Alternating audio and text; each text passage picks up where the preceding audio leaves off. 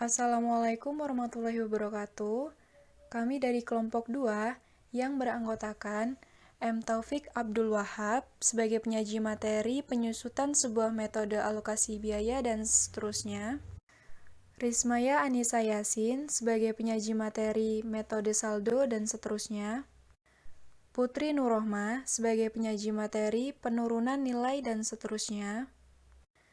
Rinaldi Purnama Ramadan sebagai penyaji materi unit penghasil kas, dan seterusnya.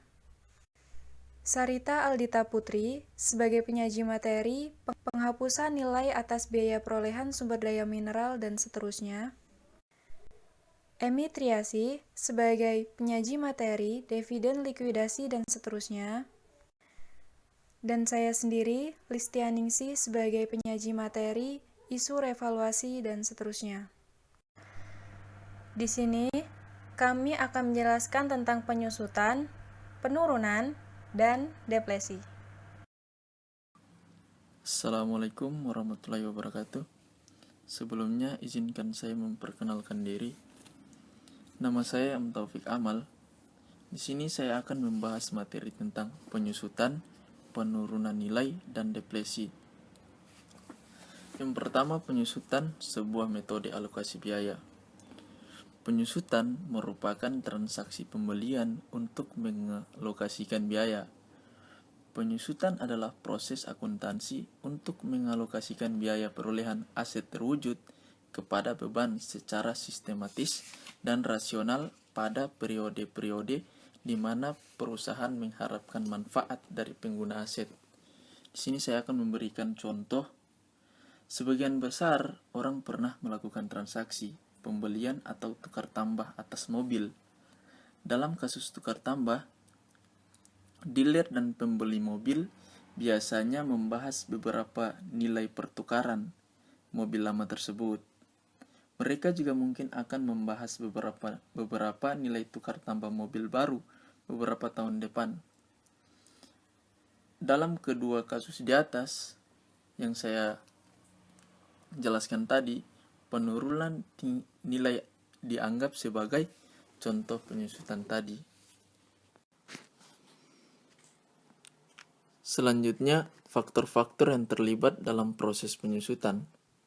Di dalam faktor-faktor yang terlibat dalam proses penyusutan, yaitu ada basis penyusutan untuk aset, estimasi umur manfaat, dan metode penyusutan. Di sini saya akan membahas basis penyusutan untuk aset. Dasar yang ditetapkan untuk penyusutan adalah fungsi dari dua faktor, yaitu biaya perolehan asli dan nilai residual. Nilai residual atau disebut juga sebagai nilai sisa adalah perkiraan jumlah yang akan diterima perusahaan ketika menjual aset atau berhenti memakainya. Nilai tersebut adalah nilai yang menjadi nilai residual setelah perusahaan menurunkan nilai atau menyusutkan aset selama umur manfaat. Di sini saya juga menyantumkan contoh. Jika aset memiliki biaya perusahaan $10.000 dan nilai residual atau nilai sisa $1.000, maka dasar nilai penyusutan tersebut adalah $9.000. Selanjutnya, estimasi umur manfaat. Umur manfaat aset seringkali berbeda dari umur fisiknya. Sebuah mesin mungkin secara fisik mampu menghasilkan produk tertentu selama bertahun-tahun setelah umur manfaatnya berakhir. Dan perusahaan menghentikan penggunaan aset karena ada dua alasan. Yang pertama faktor fisik, yang kedua faktor ekonomi. Faktor fisik seperti kerusakan atau berakhirnya umur fisik. Faktor fisik misalnya kerusakan yang membuat aset tersebut sulit melakukan tugasnya tanpa batas. Faktor-faktor fisik tersebut menentukan batas untuk umur manfaat aset. Terus faktor ekonomi.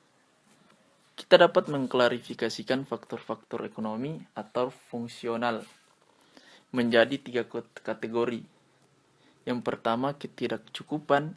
Yang kedua, super serius, super session. Yang ketiga, keusangan. Yang pertama, ketidakcukupan terjadi ketika aset berhenti menjadi bermanfaat bagi perusahaan karena kebutuhan perusahaan telah berubah. Misalnya nih, adanya kebutuhan akan bangunan yang lebih besar untuk menangani peningkatan produksi. Meskipun bangunan tua mungkin masih bagus, tetapi aset tersebut menjadi tidak memadai untuk memenuhi kebutuhan perusahaan. Yang kedua, supersession adalah penggantian salah satu aset dengan aset lain yang lebih efisien dan ekonomis. Contohnya, penggantian komputer mainframe dengan jaringan PC. Atau yang ketiga, keusangan, mencakup seluruh situasi lainnya yang tidak termasuk dalam ketidakcukupan dan supersession. Selanjutnya, metode penyusutan. Perusahaan umumnya menggunakan sejumlah metode dalam alokasi biaya penyusutan, yaitu yang pertama metode aktivitas, yang kedua metode garis lurus, dan yang ketiga metode pembebanan menurun. Di sini saya akan menjelaskan yang pertama, metode aktivitas. Metode aktivitas disebut juga sebagai pendekatan bebas variabel atau unit produksi. Metode ini mengasumsikan bahwa penyusutan adalah fungsi dari penggunaan atau produktivitas dan bukan dari berlalunya waktu. Dan di dalam metode ini terdapat kelebihan dan keterbatasan. Kelebihan dari metode ini adalah apabila hilangnya pelayanan merupakan hasil dari aktivitas atau produktivitas, maka metode ini telah dipilih untuk menandingkan biaya dengan pendapatan. Perusahaan yang menginginkan penyusutan yang rendah selama periode produktivitasnya rendah dan sebaliknya dapat menggunakan metode aktivitas ini. Namun keterbatasan dari metode ini adalah penggunaan metode ini tidak tepat apabila digunakan pada situasi penyusutan, merupakan fungsi dari waktu dan bukan aktivitas. Masalah lain dalam menggunakan metode ini adalah estimasi unit output atau unit yang diproduksi dan jam penggunaan yang diterima sering sulit ditentukan. Dan rumus yang digunakan pada metode ini dalam perhitungan yaitu biaya perolehan dikurangi nilai sisa atau nilai residual dikalikan dengan jumlah jam tahun ini dibagi dengan total estimasi jam sama dengan biaya penyusutan. Baik, selanjutnya metode garis lurus. Metode ini mempertimbangkan penyusutan sebagai fungsi dari waktu, bukan fungsi dari penggunaan.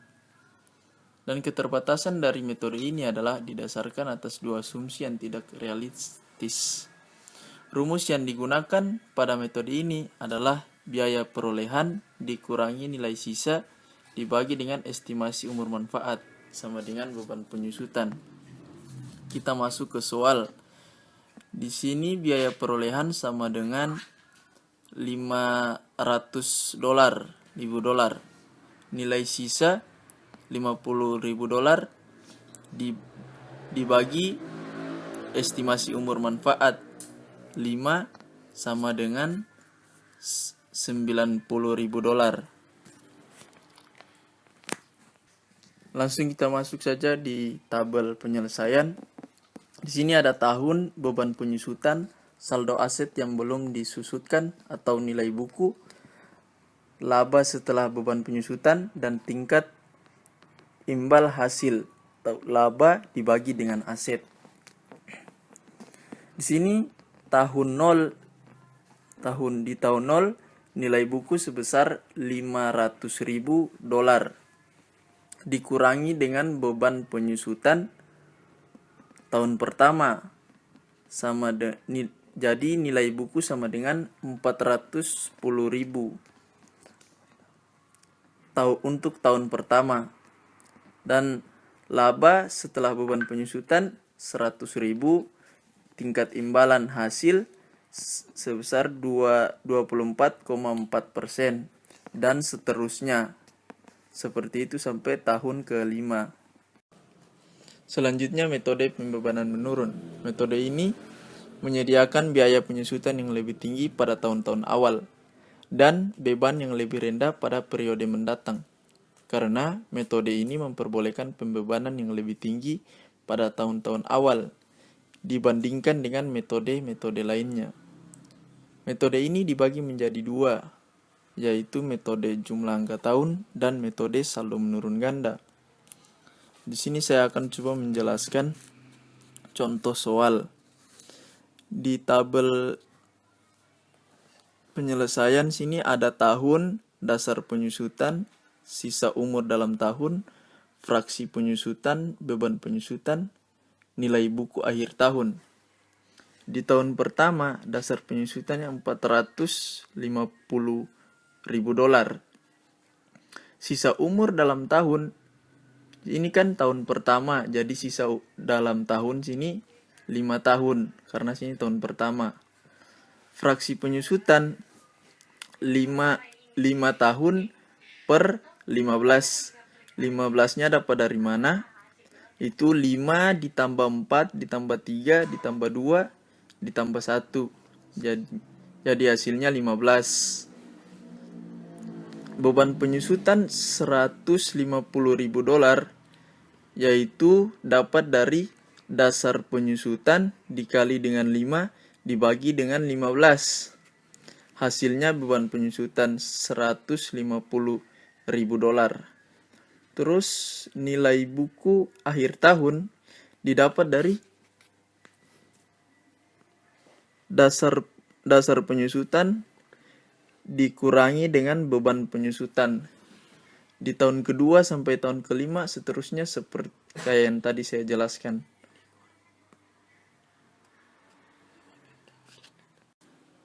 Metode saldo menurun ganda adalah menyusutkan aset pada tingkat 2 kali lipat tingkat garis lurus. Saya akan mencoba membahas contoh soal langsung saja di tabel penyelesaian. Di sini ada tahun, nilai buku awal tahun, tingkat saldo menurun ganda, beban penyusutan, saldo akumulasi penyusutan, nilai buku akhir tahun. Di tahun pertama, nilai buku aset awal tahun sebesar $500.000. Tingkat saldo menurun ganda, kenapa di sini 40%? Karena awalnya garis lurus 20% dikali dengan 2 sama dengan 40%. Selanjutnya beban penyusutan,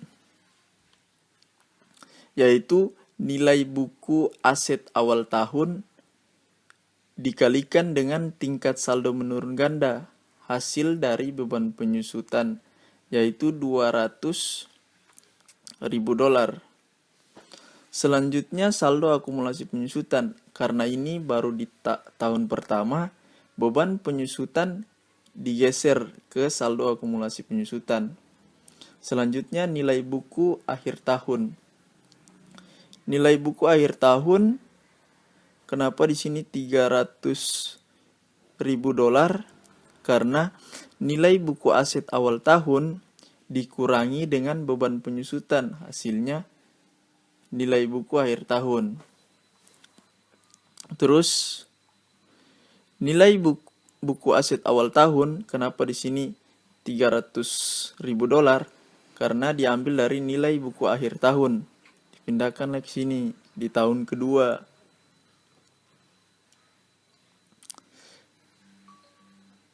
Terus beban penyusutan di tahun kedua $120.000. Kenapa? Karena nilai buku aset awal tahun kedua $300.000 dikalikan dengan tingkat saldo menurun ganda. Hasilnya beban penyusutan $120.000. Selanjutnya saldo akumulasi penyusutan. Kenapa di sini $320.000? Karena Saldo akumulasi penyusutan tahun pertama ditambah dengan beban penyusutan tahun kedua, hasilnya $320.000. Selanjutnya nilai buku akhir tahun. Kenapa di sini $180.000? Karena nilai buku aset awal tahun kedua $300.000 dikurangi dengan beban penyusutan di tahun kedua $120.000, hasilnya $180.000. Selanjutnya sampai tahun kelima begitu. Berikutnya adalah metode saldo. Dalam metode saldo dibagi menjadi dua, yaitu metode saldo menurun dan metode saldo menurun ganda. Dalam metode saldo menurun disebut juga sebagai metode saldo berkurang, menggunakan tingkat penyusutan yang berupa beberapa kali tingkat penyusutan pada garis lurus. Misalnya, tingkat menurun ganda untuk aset berumur 10 tahun adalah 10%. 2 kali lipat dari tingkat garis lurus, yaitu 1/10 atau 10%. Perusahaan menerapkan tingkat penyusutan yang konstan atas nilai buku yang menurun setiap tahunnya. Berikutnya adalah saldo menurun ganda. Metode saldo menurun ganda menyusutkan aset pada tingkat 2 kali lipat tingkat garis lurus. Dalam metode ini perusahaan sering menggunakannya mendekati akhir umur manfaat aset tersebut. Gunanya untuk memastikan bahwa perusahaan menyusutkan aset hanya sampai nilai residual. Berikutnya adalah penyusutan parsial. Penyusutan parsial dalam perhitungan beban penyusutan untuk periode parsial, perusahaan harus menentukan beban untuk setahun penuh, kemudian membagi rata beban penyusutan tersebut antara dua periode yang terlibat. Misalnya, pada perusahaan Steel Tax Company membeli mesin bor otomatis dengan umur manfaat 5 tahun sebesar $45.000 hingga pada tanggal 10 Juni 2010 tahun fiskal perusahaan berakhir pada tanggal 31 Desember.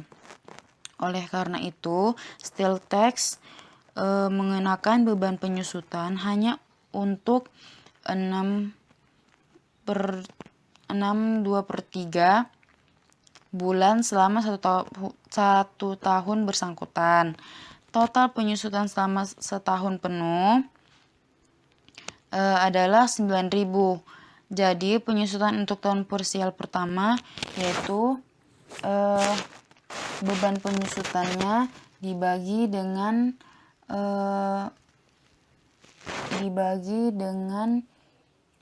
setahun penuh yaitu 12 bulan dikali dengan total penyusutannya yaitu 9.000 yang menghasilkan $5.000. Berikutnya adalah penyusutan dan penggantian aset tetap.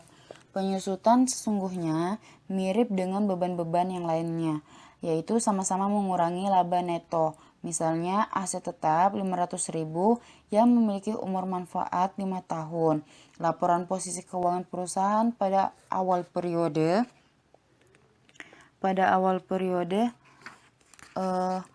aset tetapnya 500.000, ekuitasnya 500.000. Begitu masuk ke laporan keuangannya, dilakukan pencatatan dari tahun pertama hingga tahun kelima, pendapatannya adalah 0. Sedangkan penyusutannya dari tahun pertama, kedua, ketiga, keempat, dan kelima adalah 100.000. Kerugiannya dari tahun pertama hingga tahun kelima pun 100.000. Jumlah penyusutan aset tetap selama 5 tahun adalah 500.000. Maka posisi laporan keuangan pada tahun kelima, aset tetapnya yaitu 0 dan ekuitasnya 0.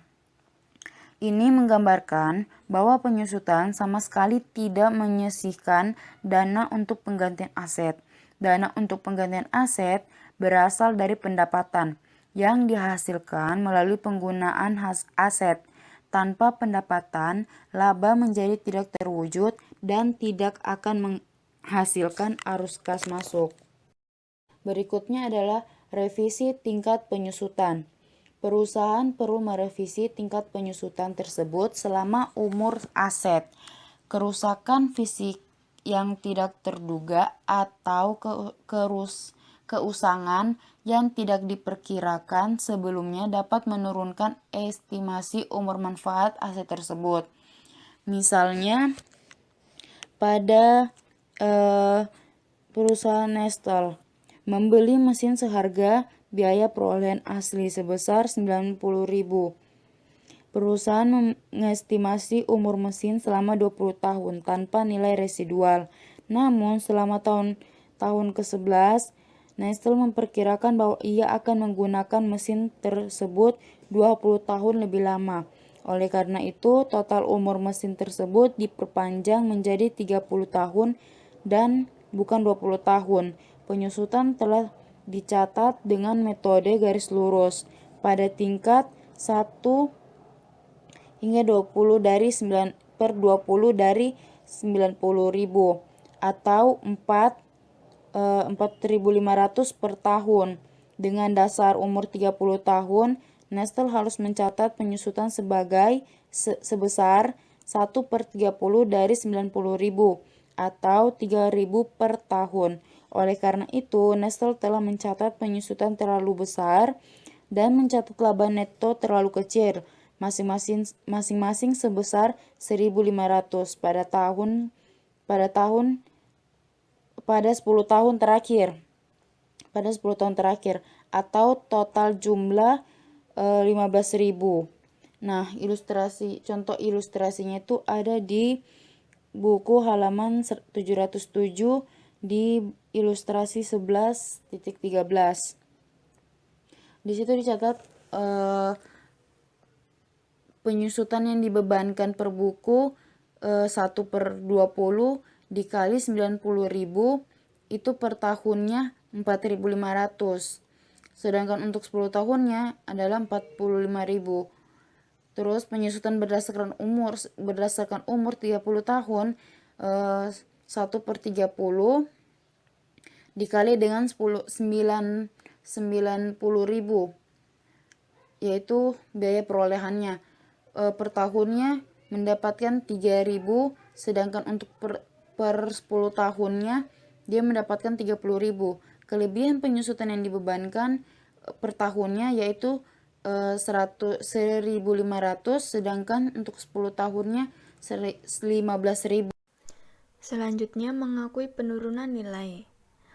Untuk mempertimbangkan apakah suatu aset mengalami penurunan nilai, perusahaan meninjau indikator penurunan nilai aset tersebut secara tahunan. Peninjauan tersebut harus mempertimbangkan informasi dari sumber internal dan sumber eksternal. Jika indikator penurunan nilai benar-benar ada, maka uji penurunan nilai harus dilakukan. Uji ini membandingkan jumlah terpulihkan aset dengan nilai tercatatnya.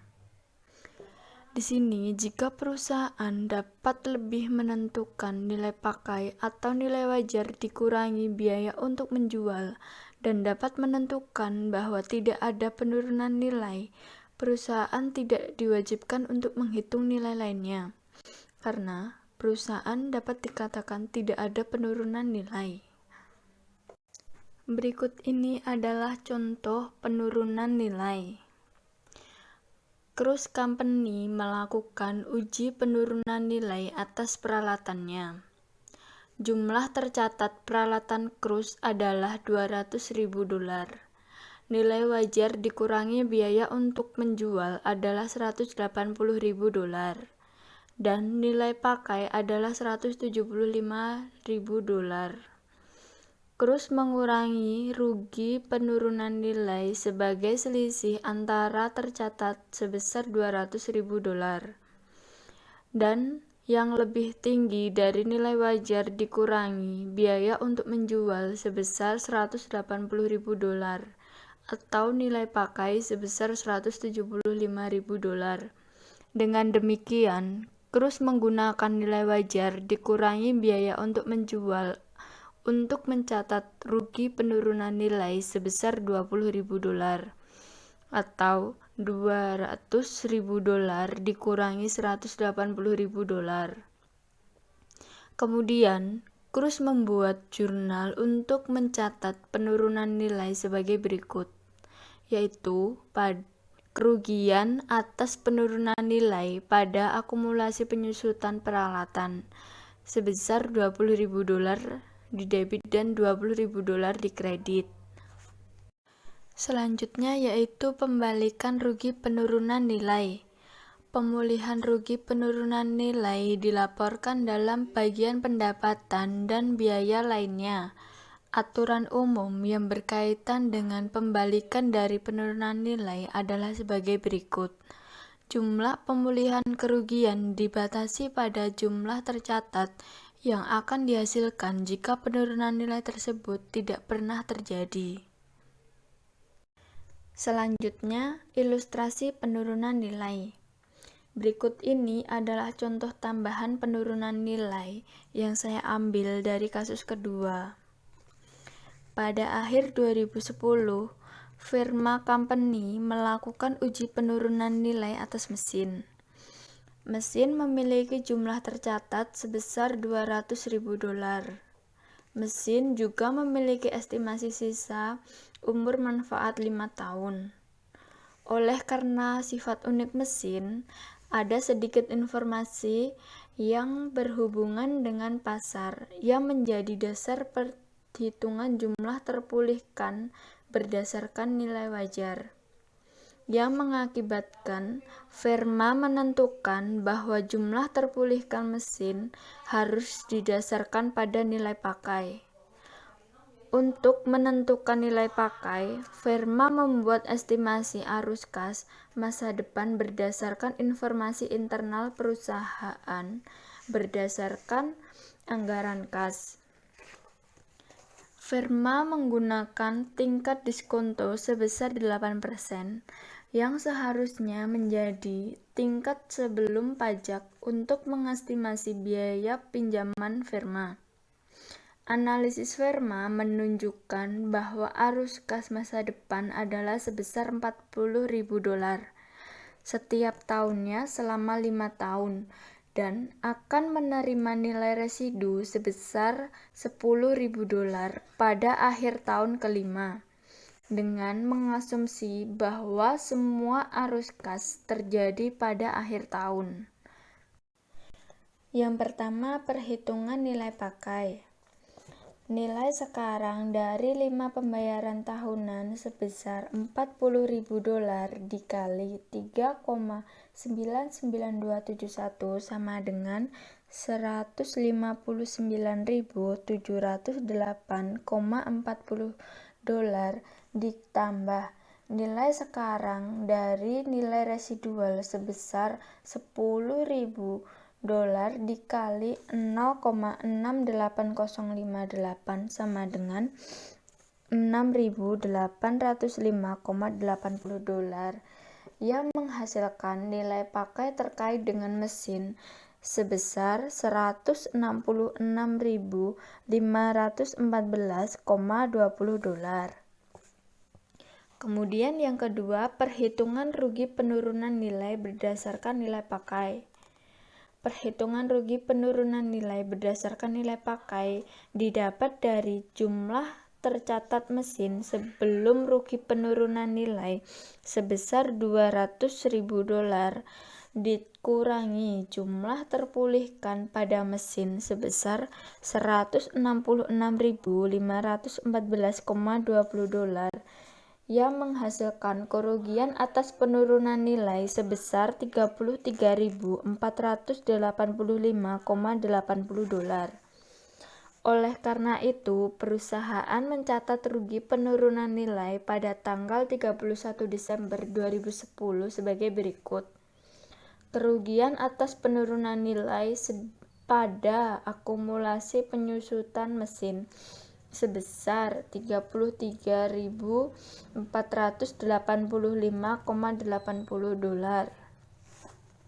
Jadi, jumlah tercatat mesin setelah mencatat kerugian adalah sebesar 166.514,20 dolar. Unit penghasil kas adalah kelompok terkecil dari aset yang dapat diidentifikasikan sebagai unit yang menghasilkan arus kas secara independen terhadap arus kas dari aset lainnya. Penurunan nilai aset yang akan dilepas. Aset yang dimiliki untuk dilepas seperti persediaan, perusahaan harus melaporkan aset pada nilai terendah dari biaya perolehan atau nilai realisasi neto, dan dapat dinaikkan atau diturunkan nilai aset yang dimiliki untuk dilepas pada periode mendatang. Asalkan jumlah tercatat setelah kenaikan nilai tidak pernah melebihi jumlah tercatat dari aset sebelum penurunan nilai lainnya. Depresi adalah berkurangnya harga perolehan atau cost atau nilai sumber-sumber alam seperti tambang dan hutan kayu.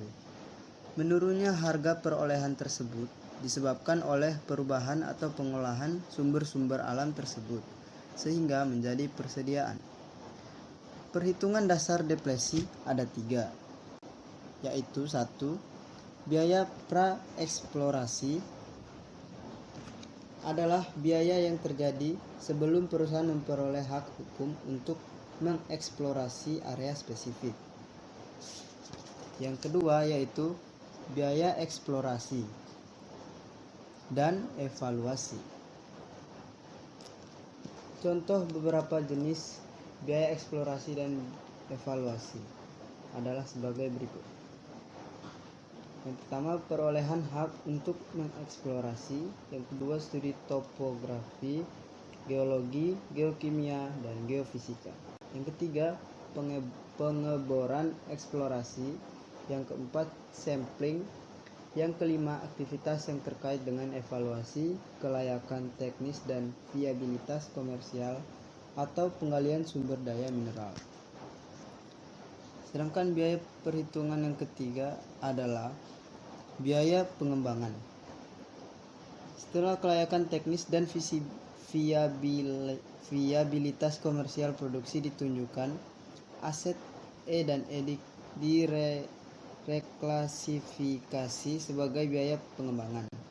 Umumnya tahap pengembangan terjadi ketika perusahaan telah menetapkan bahwa lokasi tersebut memiliki tingkat sumber daya mineral yang wajar di dalam tanah, sehingga produksi akan menguntungkan. Penghapusan nilai atas biaya perolehan sumber daya mineral.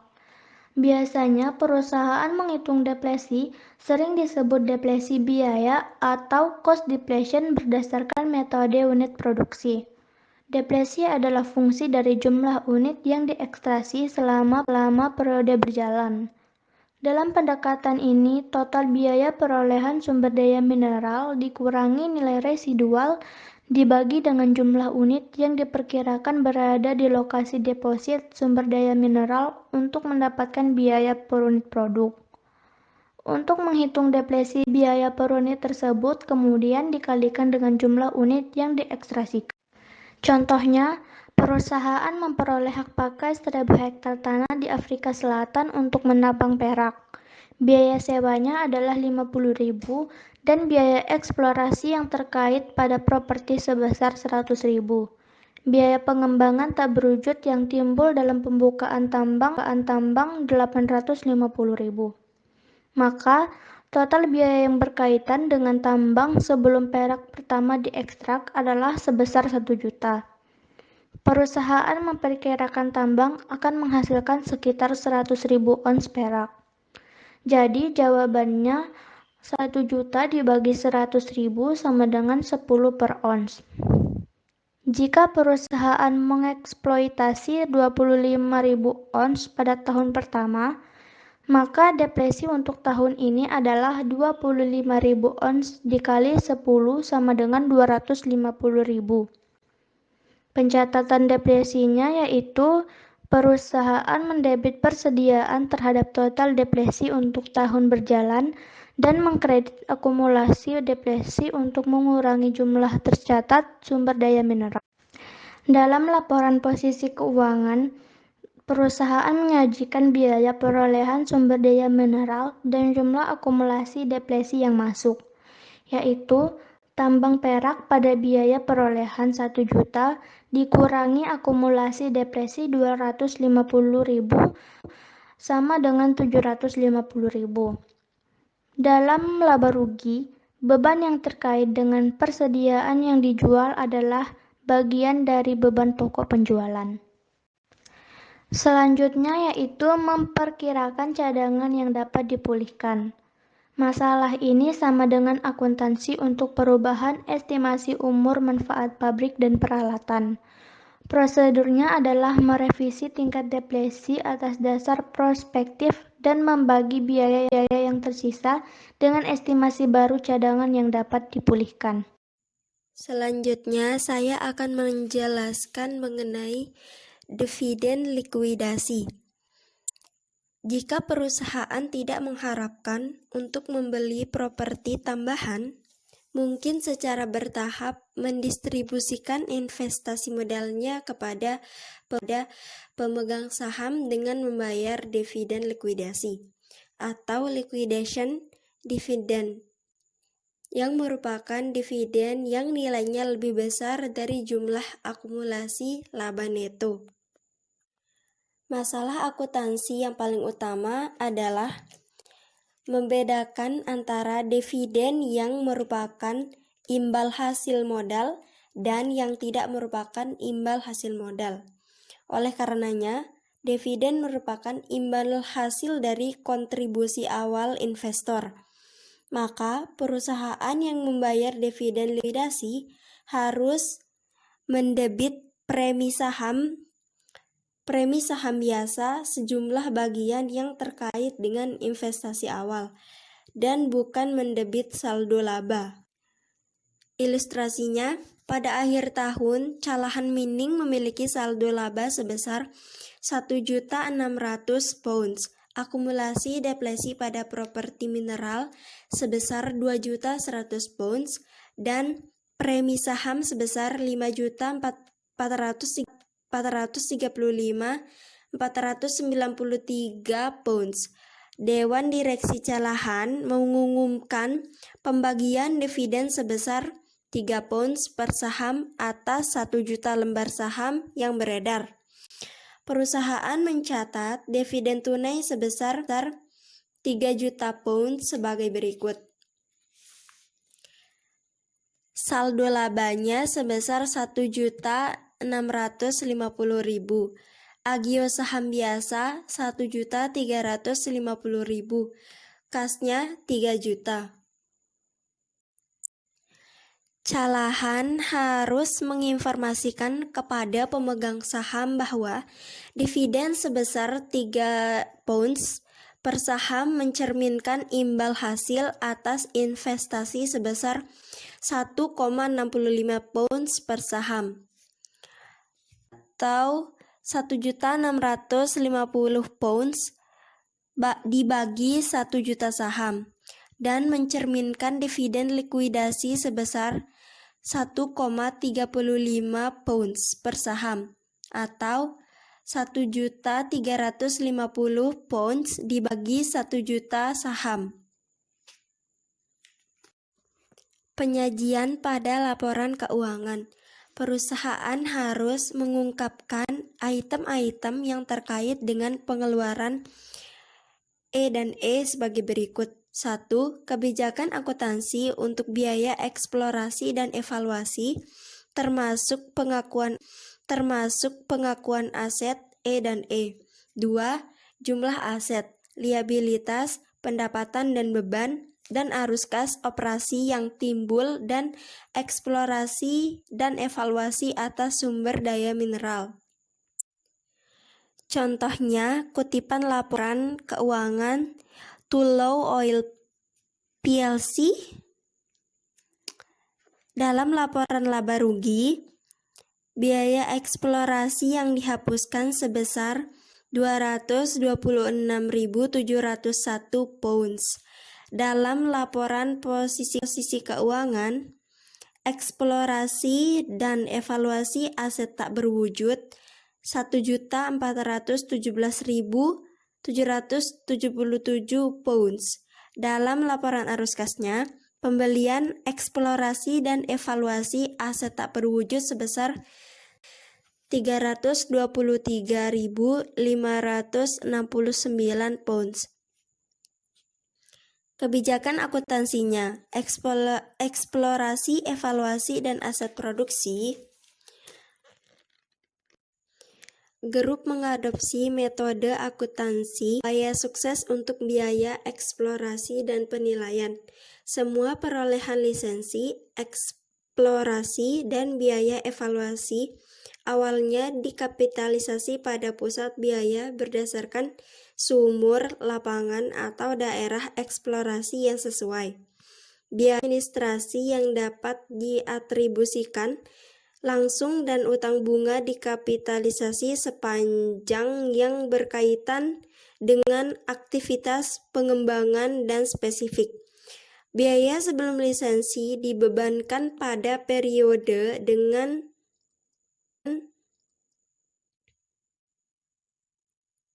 periode terjadinya. Biaya tersebut kemudian dihapuskan sebagai biaya eksplorasi pada laporan laba rugi, kecuali cadangan komersil yang telah ditetapkan atau proses penentuan selesai dan tidak ada indikasi penurunan nilai. Semua biaya pengembangan lapangan dikapitalisasi sebagai aset tetap. Aset tetap yang terkait dengan aktivitas produksi diamortisasi sesuai dengan kebijakan akuntansi, depresi, dan amortisasi dari grup.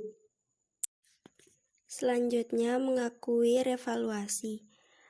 Network Rail atau GBR adalah contoh perusahaan yang memilih untuk menggunakan nilai wajar untuk memperlakukan jaringan kereta apinya.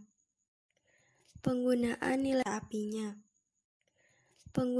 nilai wajar menyebabkan peningkatan sebesar 4.289 juta pounds pada aset berwujud yang berumur panjang. Ketika perusahaan memilih nilai wajar aset berwujud panjang setelah perolehan, perusahaan mencatat perubahan nilai wajar dengan menyesuaikan akun aset terkait dan mencatat keuntungan yang belum direalisasi pada aset berwujud berumur panjang yang direvaluasi tersebut. Keuntungan yang belum direalisasi ini sering sekali disebut sebagai surplus revaluasi atau revaluation surplus. Revaluasi sendiri dibagi menjadi dua golongan. Yang pertama ada revaluasi tanah. Contohnya, asumsikan saja bahwa Siemens Group atau DEU membeli tanah seharga 100 juta pada tanggal 5 Januari 2010.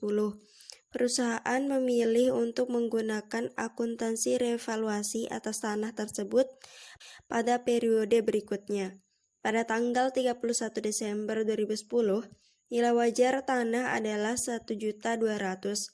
Jurnal untuk mencatat tanah pada nilai wajarnya adalah tanah 200.000. Keuntungan yang belum direalisasi atas revaluasi tanah 200.000. Tanah tersebut dilaporkan pada laporan posisi keuangan sebesar 1.200.000 euro dan keuntungan yang belum direalisasi atas revaluasi tanah akan meningkatkan penghasilan komprehensif lain dan laporan komprehensif. Selain itu juga, jika ini adalah suatu penyesuaian revaluasi yang terjadi sampai saat ini, maka laporan posisi keuangan akan melaporkan akumulasi penghasilan komprehensif lain sebesar 200.000 euro. Evaluasi yang kedua ada aset yang dapat disusutkan. Untuk revaluasi aset yang dapat disusutkan, asumsikan bahwa Lenovo Group atau Siahen memberi peralatan seharga 500.000 yen pada tanggal 2 Januari 2010. Peralatan tersebut memiliki umur manfaat 5 tahun. Disusutkan dengan menggunakan metode garis lurus dan nilai residualnya adalah 0. Lenovo memilih untuk mengevaluasi peralatan pada nilai wajar selama umur manfaat peralatan tersebut. Lenovo pun mencatat beban penyusutan sebesar 100.000 yen dari 500.000 yen dibagi 5, yaitu dari 5 tahun umur manfaat. Pada tanggal 31 Desember 2010 sebagai berikut jurnalnya. Beban penyusutan. Akumulasi penyusutan peralatan sebesar 100.000 untuk mencatat beban penyusutan pada tahun 2010 sebesar 100.000. Setelah jurnal tersebut, peralatan Lenovo memiliki jumlah tercatat sebesar 4.000 yen dari 500.000 yen dikurangi 100.000 yen tadi. Lenovo menerima penilaian independen untuk nilai wajar peralatan pada tanggal 31 Desember 2010, yaitu sebesar 460.000 yen. Untuk melaporkan peralatan pada nilai wajar, Lenovo melakukan hal-hal sebagai berikut. Yang pertama ada mengurangi akun akumulasi penyusutan peralatan menjadi 0. Mengurangi akun peralatan sebesar 40.000 yen yang kemudian dilaporkan sebesar nilai wajarnya 460.000 yen.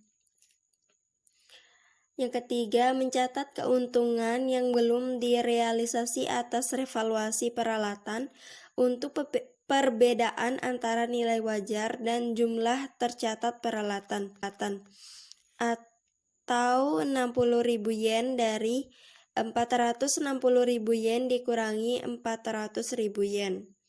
Jurnal untuk mencatat revaluasi ini pada tanggal 31 Desember adalah akumulasi penyusutan peralatan sebesar 100.000, keuntungan yang belum akumulasi penyusutan peralatan sebesar 100.000, peralatan sebesar 40.000, keuntungan yang belum direalisasi atas revaluasi peralatan sebesar 60.000. Untuk menyesuaikan peralatan pada nilai wajar dan mencatat kenaikan revaluasinya. Peralatan pada saat ini dilaporkan pada nilai wajarnya sebesar 460.000 yen. Dari 500.000 yen dikurangi 40.000 yen. Kenaikan nilai wajar sebesar 60.000 dilaporkan pada laporan laba rugi komprehensif sebagai penghasilan komprehensif lain. Selain itu, saldo akhir dilaporkan dalam akumulasi penghasilan komprehensif lain pada laporan posisi keuangan pada bagian ekuitas. Kemudian, ada isu revaluasi. Revaluasi di sini dalam konteks revaluasi aset, yaitu aktivitas penilaian kembali nilai dari sebuah aset perusahaan. Tujuan dari adanya revaluasi itu sendiri adalah supaya nilai aset lebih dapat diterima secara wajar, mutakhir, atau lebih up to date. Di samping hal itu, perusahaan juga memilih pendekatan revaluasi karena perusahaan ingin meningkatkan basis ekuitas. Kenapa perusahaan ingin meningkatkan basis ekuitas? Karena peningkatan basis ekuitas dapat membantu perusahaan memenuhi persyaratan perjanjiannya atau menyediakan jaminan tambahan kepada investor dan kreditor bahwa perusahaan tetap solven. Biasanya, perusahaan yang menerapkan pendekatan revaluasi ini adalah perusahaan yang berada pada lingkungan yang inflasinya sangat tinggi. Karena jika inflasi tinggi, maka perlu adanya pengupdatean di sini, supaya nilai dari aset tersebut sesuai dengan nilai wajarnya, sehingga apabila perusahaan menggunakan angka historis, itu sudah tidak relevan lagi. Namun, dalam penerapan revaluasi ini, perusahaan membutuhkan biaya yang cukup besar dan berkelanjutan. Hal itulah yang menjadi kelemahan dari penerapan revaluasi tersebut.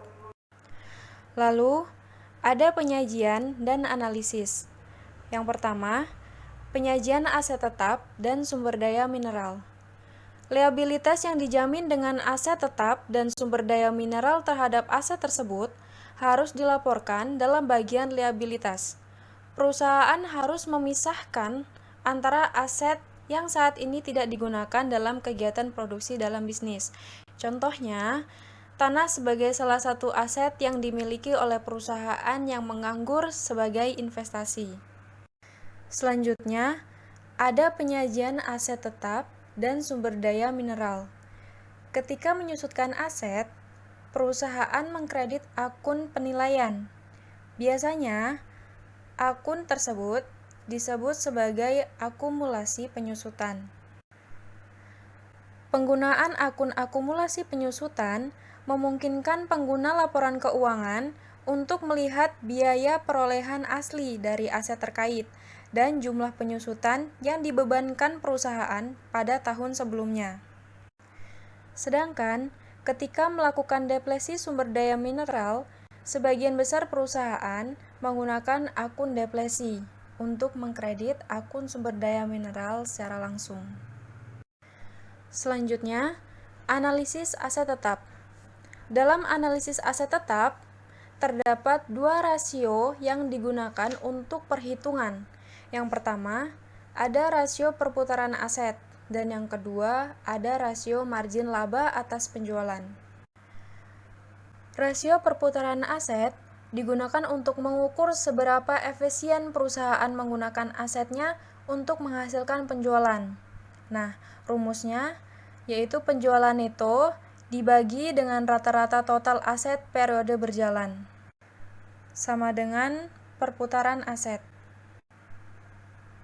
Sedangkan rasio margin laba atas penjualan adalah ukuran lain untuk menganalisis penggunaan aset tetap untuk mengukur tingkat imbal hasil atas penjualan. Rumusnya yaitu laba neto dibagi dengan penjualan neto, sama dengan margin laba atas penjualan. Dengan adanya perhitungan dua rasio tersebut, kita dapat menghubungkannya untuk dapat menilai seberapa menguntungkannya perusahaan menggunakan asetnya dalam mengukur timbal hasil atas aset, yaitu dengan mengalihkan antara margin laba terhadap penjualan dengan perputaran aset, dan hasilnya yaitu tingkat imbal hasil atas aset.